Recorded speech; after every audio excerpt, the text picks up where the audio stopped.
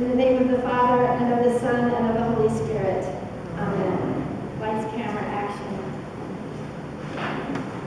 So we have readings about healing today, but as I looked at the readings this week, this story of what happens with Naaman and the healing of his skin disease, what probably was not leprosy.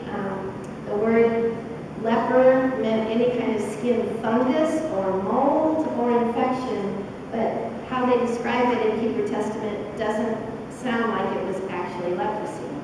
But he was sick, and if you read the story, you're left with the question, who is responsible for his healing?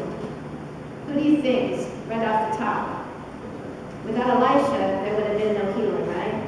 But Elisha wasn't where this man lived, and if it hadn't been for the messengers along the way, Elisha would never have gotten the notice that there needed to be a healing.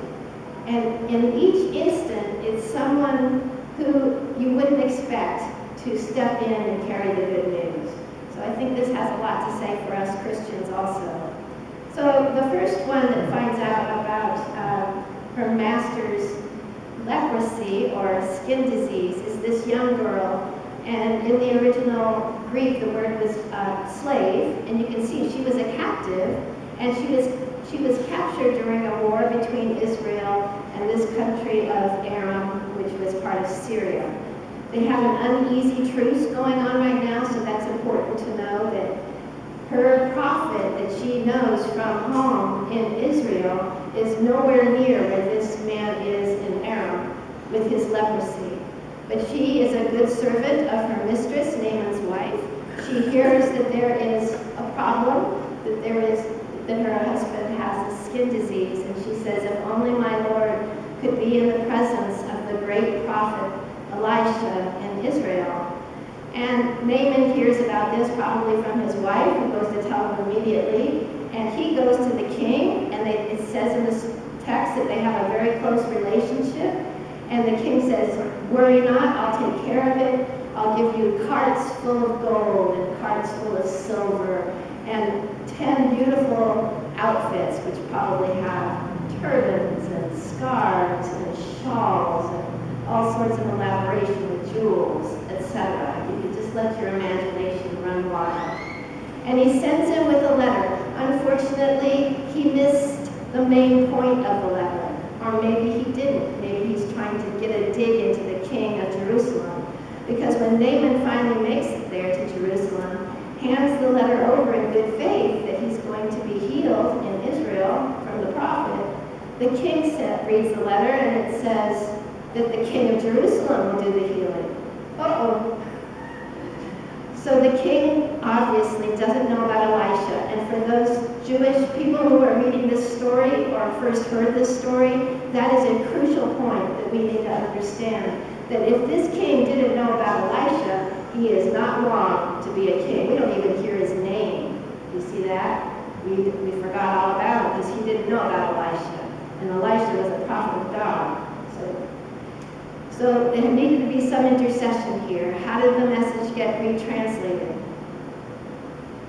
Elisha heard about it. We don't know how. Somebody was there in the court of the king of Jerusalem, got the word to Elisha that the king was tearing his clothes. Now that means kind of nothing to us. You know what that means? Is that the king is so upset that he has been offended by this other king in Aram. He's offended. He expects me to heal this man. It's a trick question. We're under danger of having war with each other again. They think this is the fulcrum on which the wars are going to start all over again. So he's rending his clothes. He's already in despair. He's a pretty cowardly king, isn't he? To give up just like that. And that's why the prophet is sent for, because he's rending his clothes. Poor man. So Elisha hears this and sends a note, what is wrong with you? Here I am, Elisha, pretty famous. You haven't even heard of him. Send him down to me and I will heal this man. So here's this entourage. Now we get to see what it is that he's traveling in. Chariots and horses and burros carrying all these gifts and treasures, all the gold, all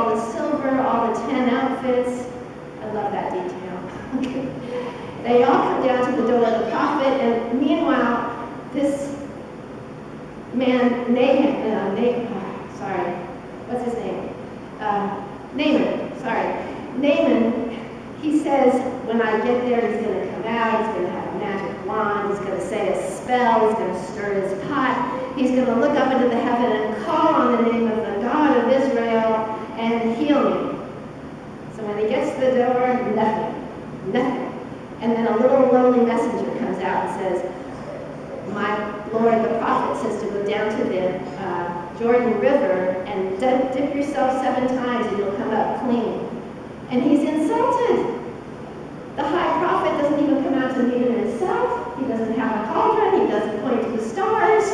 And doesn't he know who I am? And off he stomps. He's having a little 3-year-old fit.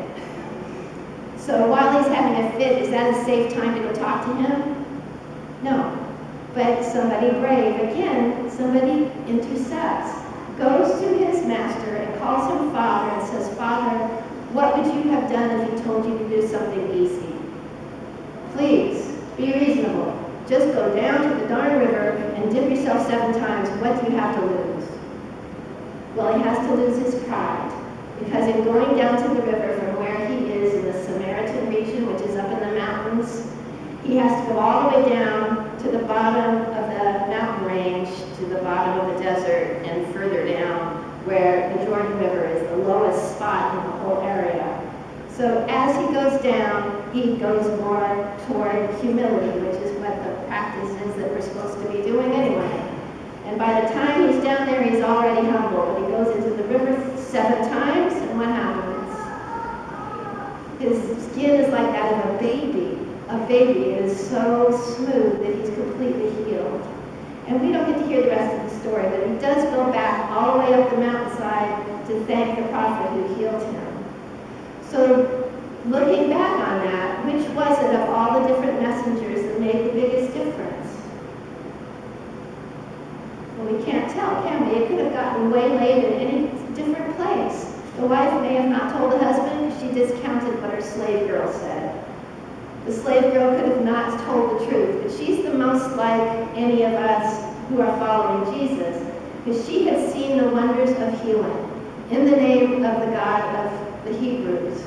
She's the one that remembered the story of healing and told the story to her owner, the wife of Naaman.